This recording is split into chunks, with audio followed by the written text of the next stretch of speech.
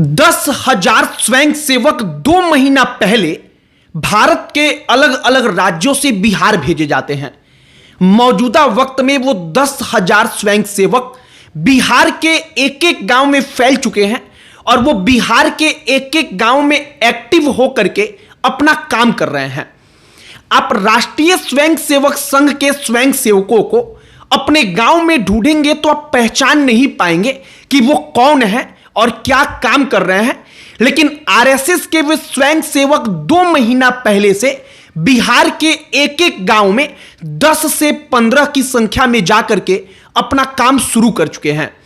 दैनिक भास्कर एक रिपोर्ट प्रकाशित करता है जिसमें इस बात पर चर्चा की गई है कि आखिरकार आरएसएस कैसे बिहार के चुनाव को जिताने के लिए बिहार के एक एक गांव में 10 से 15 स्वयंसेवकों को उतार चुका है।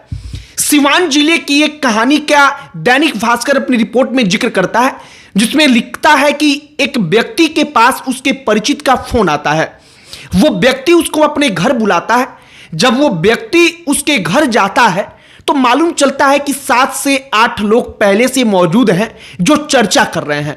चर्चा क्या? तो राष्ट्रवाद को लेकर चर्चा, हिंदुत्व को लेकर चर्चा, देश किन हाथों में सुरक्षित है इसको लेकर के चर्चा। और इसके बाद वो व्यक्ति कहता है कि बीजेपी को हम वोट नहीं देते लेकिन मेरा मन बदल गया। राष्ट्रीय स्वयंसेवक संघ यही बिहार के एक एक गांव में कर रहा है और हर एक गांव में 10 से 15 स्वयंसेवक उसके एक्टिव हैं।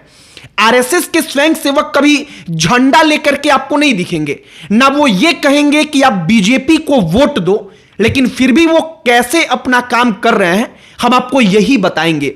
आगे बातचीत करने से पहले हमारा नमस्कार स्वीकार करिए। हमारा नाम मोहित कुमार सिंह है। सबसे पहले समझिए कि राष्ट्रीय स्वयंसेवक संघ आखिरकार तैयारी कितने बड़े स्तर पर कर चुका है।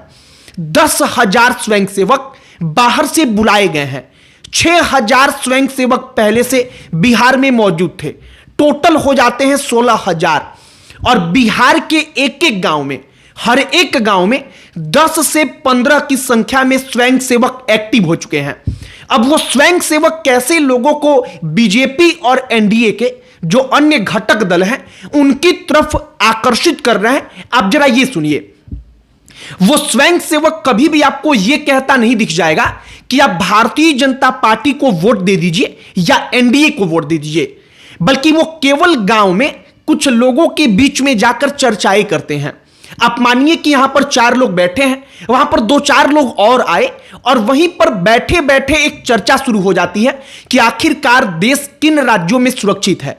वो चर्चा ऐसे करते हैं जिसे सुनकर सामने वाले को लगता है कि भारतीय जनता पार्टी ही राष्ट्रवाद की पोषक है, भारतीय जनता पार्टी ही और एनडीए ही इस देश को सुरक्षित रख सकते हैं। और सामने जो 4-5 दूसरे लोग बैठे होते हैं उन लोगों का मन बदल जाता है।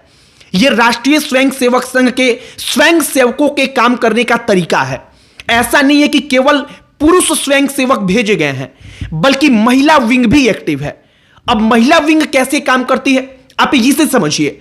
महिला विंग गांव में जाती है, आरएसएस की स्वयंसेविकाएं गांव की महिलाओं को आपस में जोड़ती हैं, उनकी समस्याओं को सुनती हैं, उस पर चर्चा करती हैं और उन चर्चा के जरिए वो ये दिखाती हैं कि मौजूदा वक्त में कौन सी पार्टी आपके लिए बेहतर कर रही है।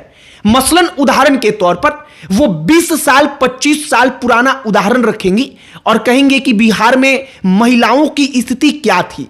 कोई महिला सड़क पर शाम के वक्त में निकल नहीं सकती थी, महिला इतनी डरा करती थी। और इनडायरेक्टली तरीके से वो भारतीय जनता पार्टी और एनडीए के घटक दलों के लिए महिलाओं के मन में एक जगह बनाकर चली जाएंगी।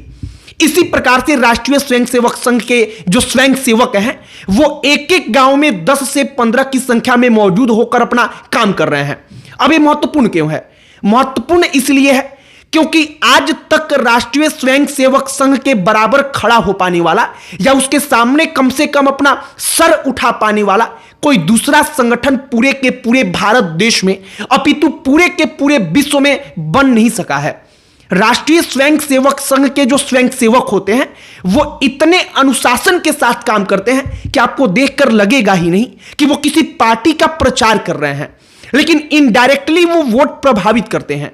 बिहार में कहा जा रहा है कि राष्ट्रीय स्वयंसेवक संघ अभी चुनाव दूर है, लेकिन इसी वक्त पर एनडीए को जो विपक्ष है उससे आगे बढ़ा चुकी है, क्योंकि उनकी तुलना में विपक्ष जो प्रचार प्रसार कर रहा है उनकी तुलना में राष्ट्रीय स्वयंसेवक संघ के स्वयंसेवक ज्यादा इंपैक्ट क्रिएट कर रहे हैं।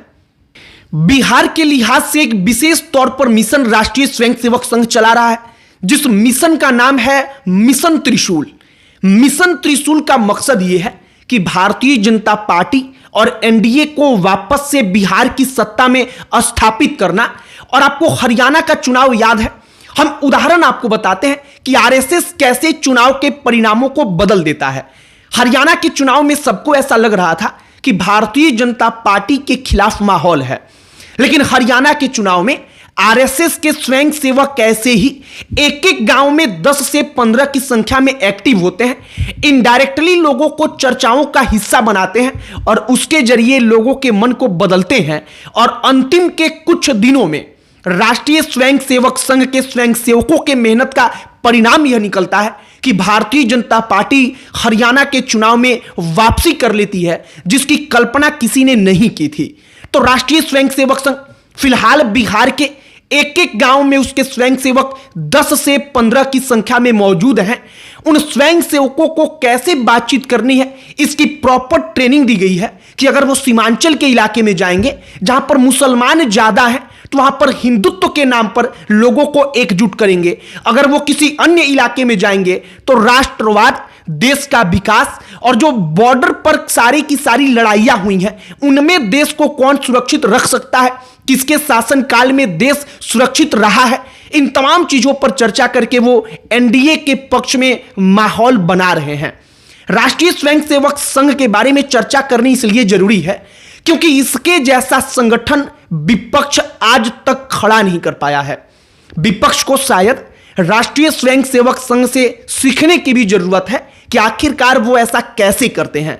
बाकी बिहार के चुनाव का परिणाम, नेताओं के रैलियों में भीड़ ज्यादा हो रहा है, लेकिन उसका परिणाम अगर उसके उलट आ जाए तो इसमें आश्चर्यचकित होने वाली बात नहीं है, क्योंकि राष्ट्रीय स्वयंसेवक संघ के स्वयंसेवक एक एक गांव में अपना काम कर रहे हैं।